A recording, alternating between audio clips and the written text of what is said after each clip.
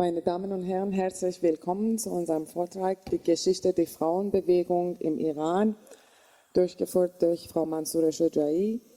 Bevor wir anfangen, ich darf Frau Nimet Gokmenoglu als Vertretung der Oberbürgermeister München hier begrüßen. Frau Gokmenoglu wird für uns ein paar Worte sprechen.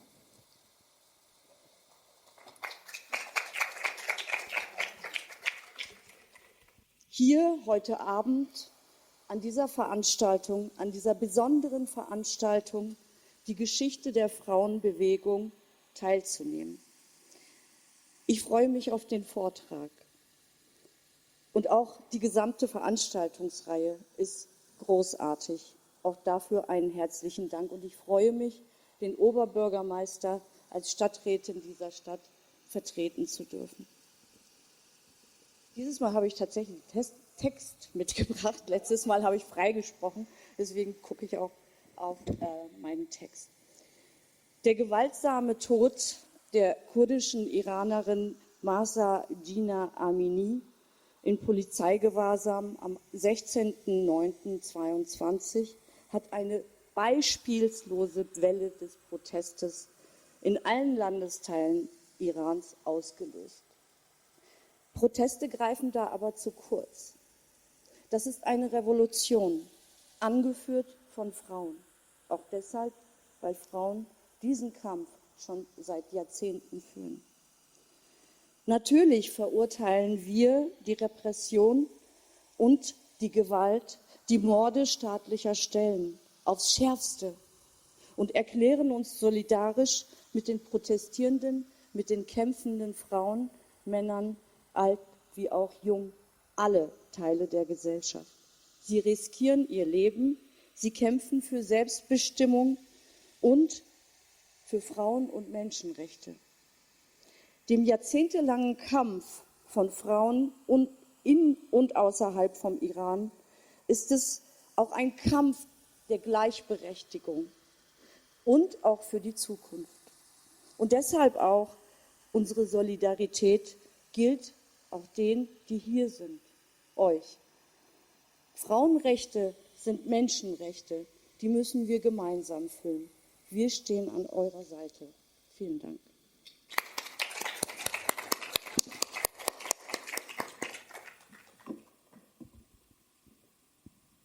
Gut, dann darf ich weitermachen.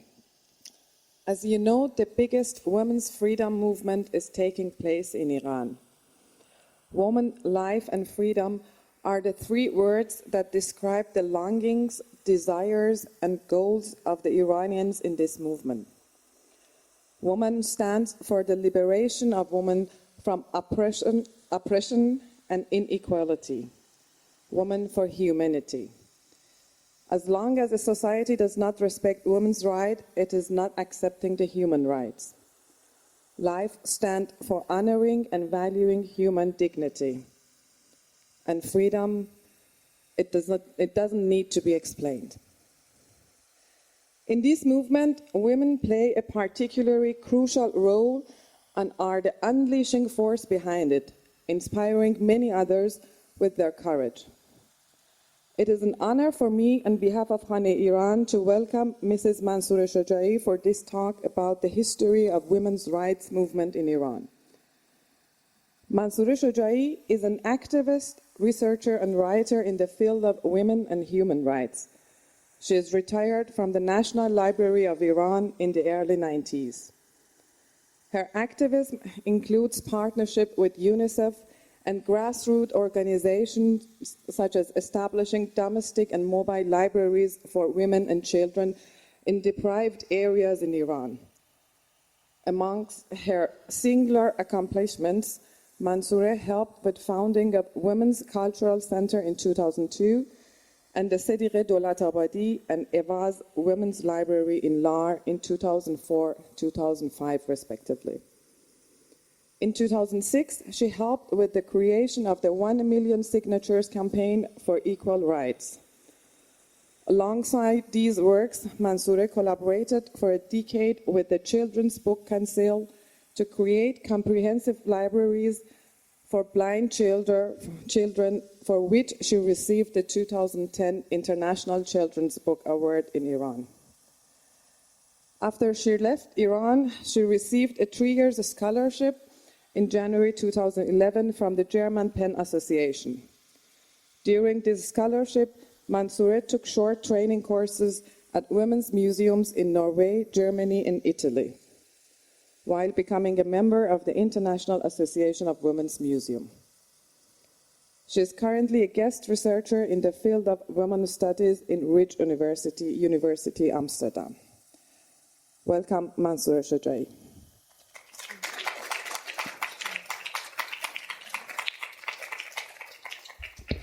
Thank you.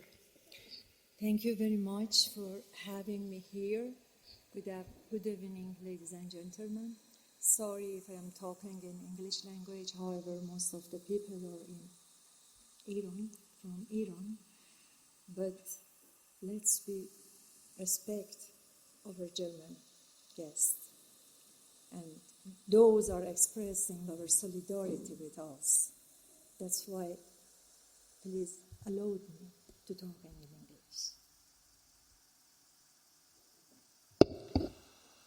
Once again, Iran is heartbroken as its young women and men, the brave freedom fighters, paint the street with their blood, courageously challenging totalitarianism, patriarchy, and theocracy.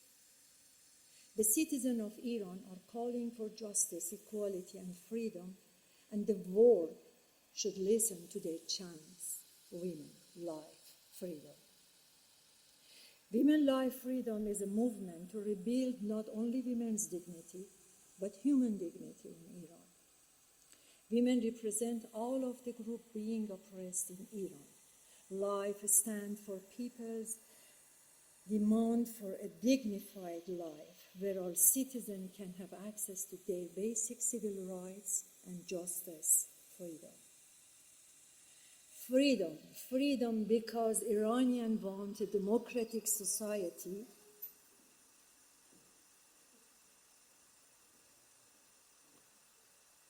Freedom because Iranians want a democratic society where freedom of expression is a right and nobody is put in jail for expressing their ideas, gender identity, religion, or political stance. Although these demands may seem natural to you, in the past 43 years, under the Islamic Republic, thousands of Iranians have been imprisoned or even executed for demanding such rights. Many have been arrested, tortured, raped, or killed and executed in the past decade, but more intensively in the past couple of months. Iranian jail hosts public figures, lawyers, journalists, writers, artists, scholars, union members, teachers, students, laborers, and people from many different backgrounds and professions. People all over the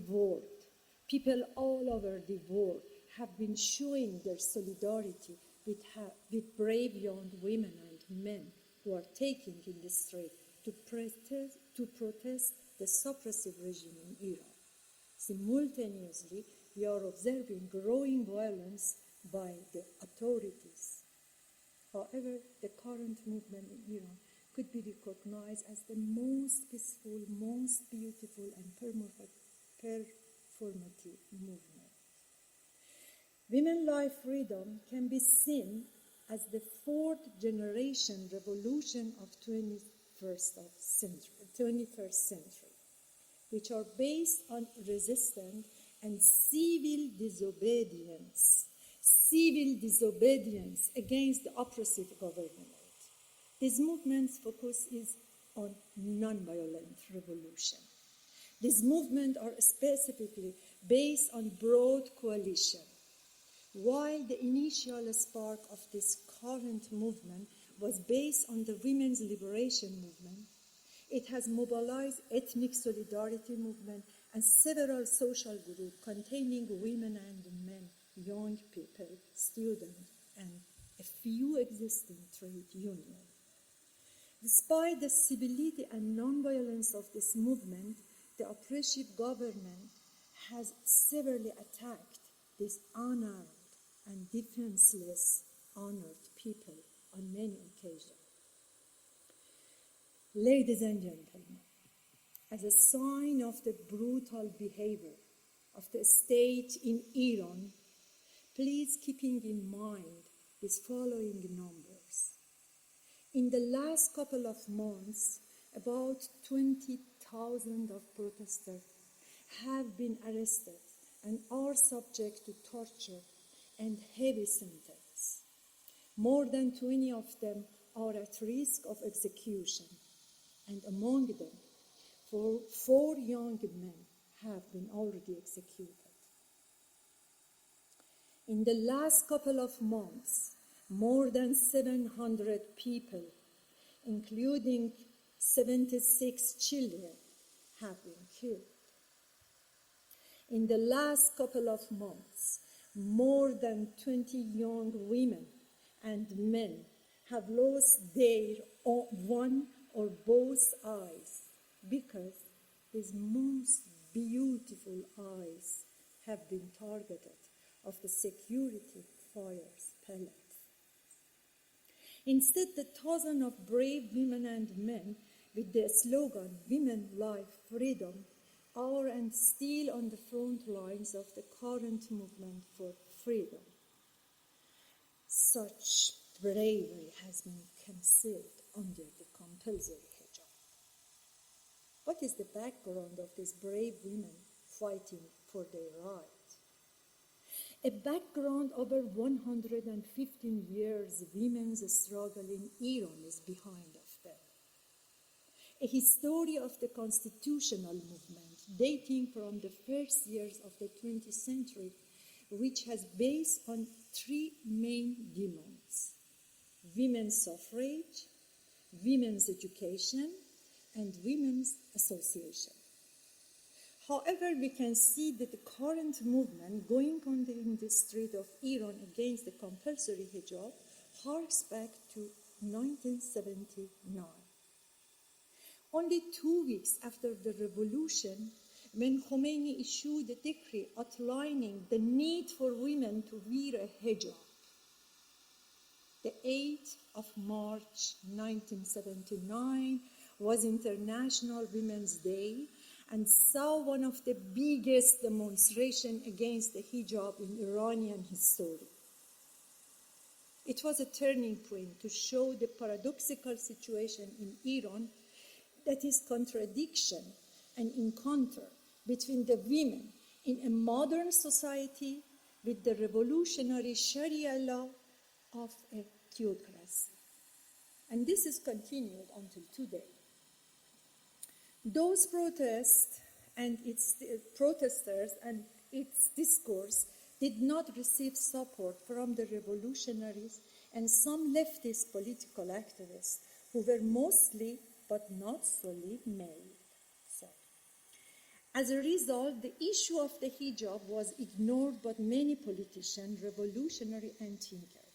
However, on an individual level, the fight against the forced hijab has continued in women's daily life.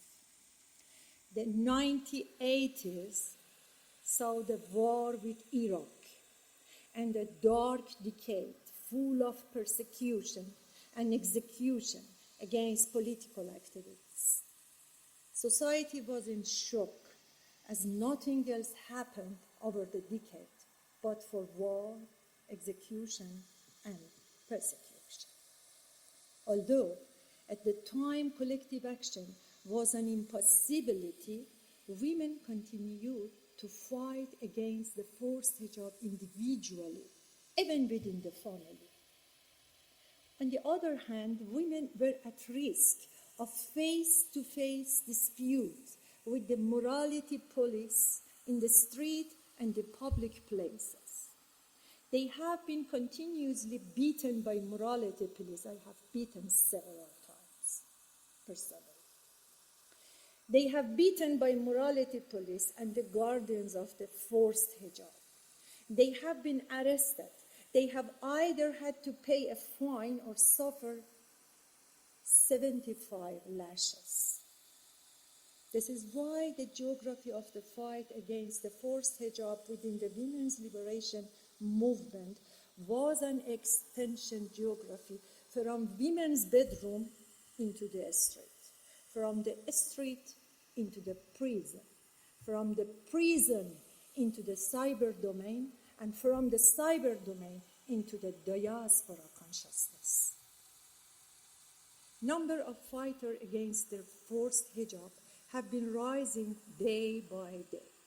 I can just mention some examples. In 1994, a university teacher, Homa Darabi, fought against the forced hijab and committed suicide via self-immolation in Tehran, Tajrish Square. The recent self-immolation happened in 2019 when a young woman, Sahar Khodayari, who was a member of a campaign concerning women's right to attend football matches in a stadium, took her life directly in front of the revolutionary court after she found out that she was sentenced to 5-year imprisonment. Nowadays, the fires we have seen in Iran's street throughout the women, life, freedom movement is not a fire of self-immolation. The burning of veils in this recent protest represent a collective performance on behalf of Iran's young women. Today, women are burning their veils, representing the movement from victim to victor. I only wish it would be a fire to burn down the dictatorship, patriarchy, and theocracy.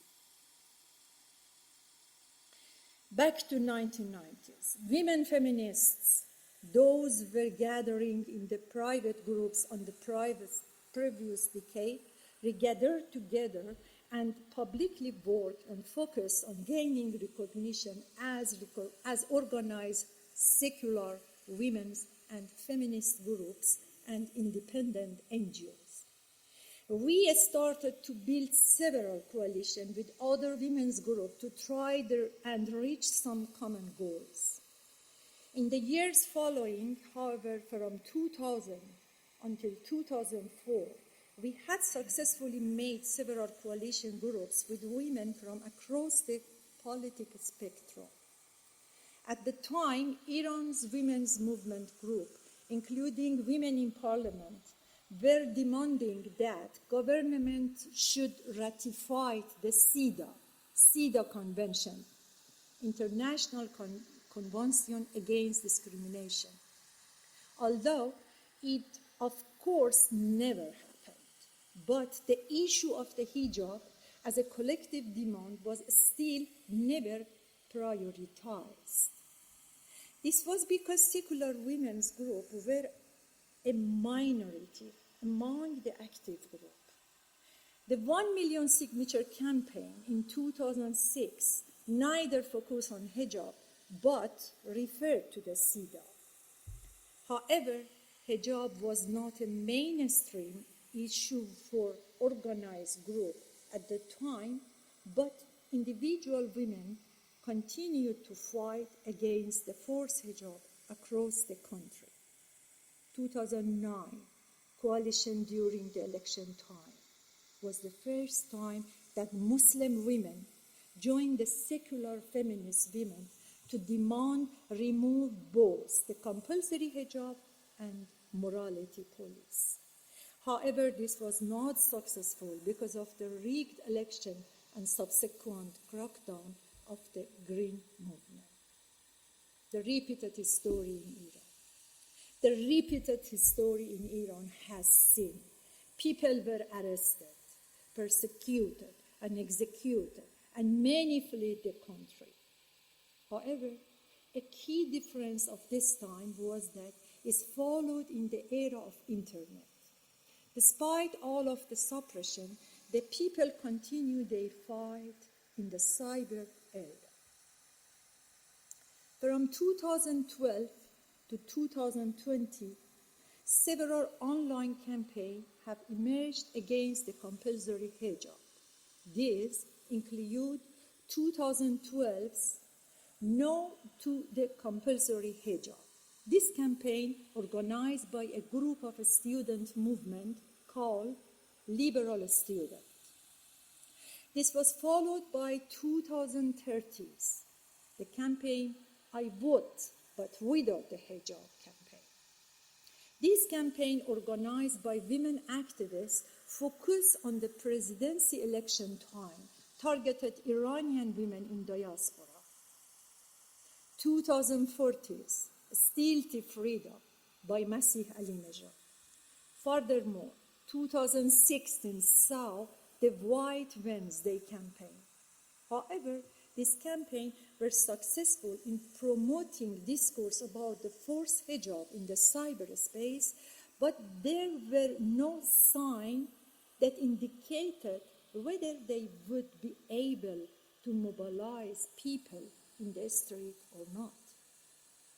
It highlights a key difference between collectivism in the cyber area and activism in the streets. But 2017 saw one of the most beautiful instances yet with the girl of revolutionary street and their incredible bravery finally bringing those online discourse into society and streets. They started a movement on the streets, finally. Meanwhile, due to economic oppression, people have faced because of the economic sanction and government corruption, protests ignited across the country from 2018 onward. These demonstrations in the street were directly linked to the action of the girls of revolutionary street. People may have been on the street because of the economic pressure protest, but were inspired by the girls' public expression of their desire. The point that I am trying to make is that the period from 2018 until 2021 saw linkage emerge between several small social movements with different aims. In conclusion, I can say that there are several reasons that have led to the women's liberation movement. I want to focus on this term, women's liberation movement, and we can develop our discussion on the question-answer section. Women's liberation movement, which is going on in Iran, the internal reason was our continued disappointment with dealing with the government via formal means such as voting, visiting parliamentarians, encouraging women to be a candidate for the parliament, and etc. We did everything to have some interactive relation with the government, but they did nothing. As they did nothing, we were disappointed. However, our generation's fight did have the impact of changing society by transforming public opinion, which is why this movement today is a bottom-up movement. The change happened within the society, not at the highest level by a leader, by the charismatic leader. No. The change happened within society. And the external reason was the emergence of the young generation, made aware of the modern, secular European lifestyle by the internet. While their hopeless economic situation has denied them of any future, the government does not do anything to provide them with a stability. Instead, they use force and violence, forcing them to wear their hijab. The young people appreciate the fight of their elders like us. The young people appreciate the fight of their elders, but are disillusioned with the result given the dire situation they face at home. Their imaginations are shaped by the world presented to them, by the book that they read, by the arts that they created, by the education that they have received, and the content that they conscience on home and social media, which portrays a modern, secular, and comfortable existence. What you are seeing in the street is a combination of traditional ritual of previous generation linked to the modern day intellectual group through technology and familial pedagogy among the modern and social media. The ritual of self-immolation is now the burning of veil against the dictator, the transition away from being victim to being a victor, the links between women's demand, men demands, diverse social group, economic pressure, the oppression of ethnic group, and ritual and performance inherited from previous generation, all unite in one movement. In the movement we see today with the slogan, Jen, Jian, Azadi. This slogan re-emerging from its past use by Kurdish women over last 2 decades against Daesh in the 2010s. They unite the diverse struggles of the past with the movement for Iran's future. In fact, over the last few decades, Iran has been a kind of country in mourning, always in mourning. At the end of this talk, with my deep respect to all those unforgettable, beloved souls, those have been lost their life for women, life, freedom, I want to tell that over the last few decades, Iran has been a kind country in mourning. I want to call on all the beautiful and brave young women and men. I want to tell them, listen, they kill you every day. They wash away your blood every day. But they don't know your red skirt, your red shirt will be handed among us one by one. Thank you.